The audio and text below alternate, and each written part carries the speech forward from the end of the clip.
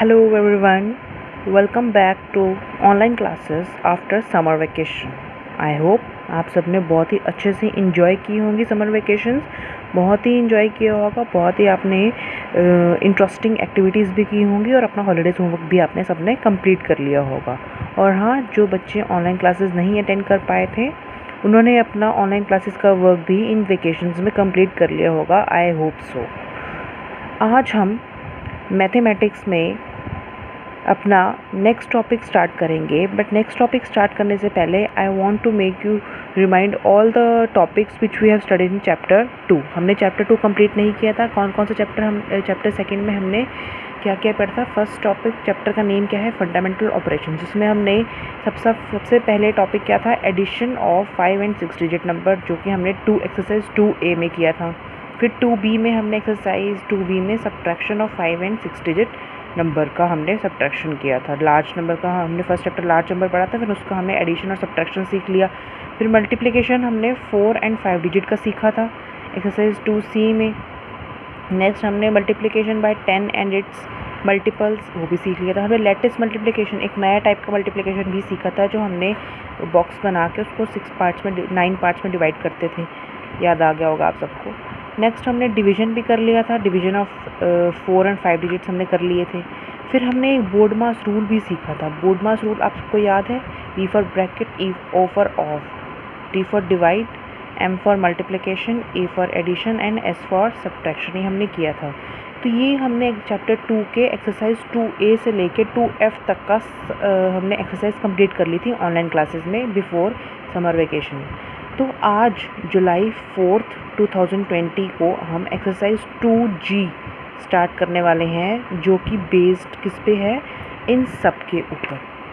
हमने अभी तक जितने भी एक्सरसाइज पढ़ी हैं उन सबको कोलैप्स करके, उन सबको मिक्स करके, एडिशन, सब्ट्रैक्शन, मल्टीप्लिकेशन, डिवीजन, इन सबको मिला के हम वर्ड प्रॉब्लम्स आज करने वाले हैं।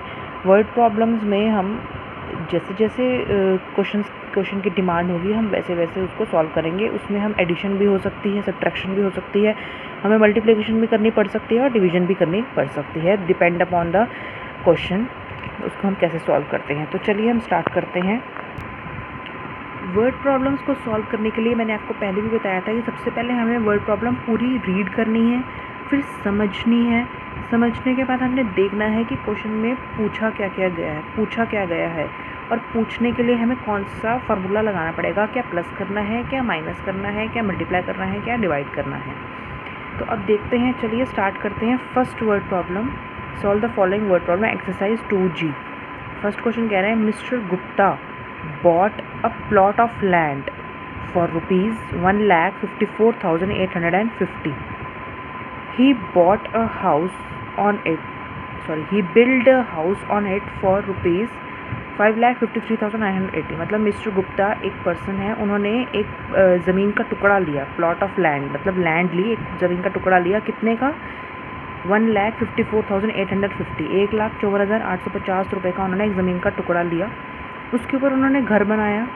घर बनाने के लिए उनको कितने रुपए लगे? घर बनाने में 5,53,980। जाहिर सी बात है, अगर प्लॉट लेंगे तो उसके ऊपर घर तो बनाएंगे, और घर बनाने के लिए हमें इतने, मिस्टर गुप्ता ने इतने रुपीस लगा दिए। अब घर तो बना लिया, उसके बाद उनको उसमें रहने के लिए फर्नीचर, बेड, टेबल, चेयर सब कुछ चाहिए होगा। तो उसके लिए ही then bought furniture for the house for rupees 80,900। मतलब उसके बाद उसने फर्नीचर भी ख़रीदा। सबसे पहले उसने प्लॉट ख़रीदा, फिर प्लॉट ख़रीदने के बाद घर बनाने के लिए इतने पैसे लगे, फिर उसके बाद उन्होंने फर्नीचर भी ख़रीदा। फर्नीचर खरीदेंगे, बेड खरीदेंगे, सोफ़ा खरीदेंगे, तभी तो उसमें रह पाएंगे, तो ज़मीन पे थोड़ी ना सो पाएंगे। How much money did he spend in all? उन्होंने टोटल कितनी मनी स्पेंड कर दी।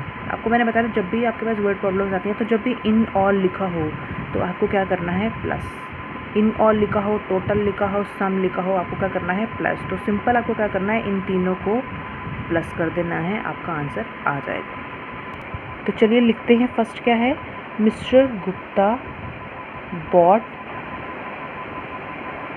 लैंड कितने की, ऑफ रुपीज़ कितना 1,54,850 रुपीज़ की। फिर mister Gupta built house on it, कितने रुपीज़ लगे उसमें? 5,53,980। फिर उन्होंने मिस्टर गुप्ता बॉट फर्नीचर, कितने का? रुपीज़, देखिए ध्यान रखिए 1000 को नीचे 1000 और लाख के नीचे लाख लगना है। अब ये 80,900 है तो 80,900। अब इनको आपको क्या करना है? How much money, total money spent कितनी होगी?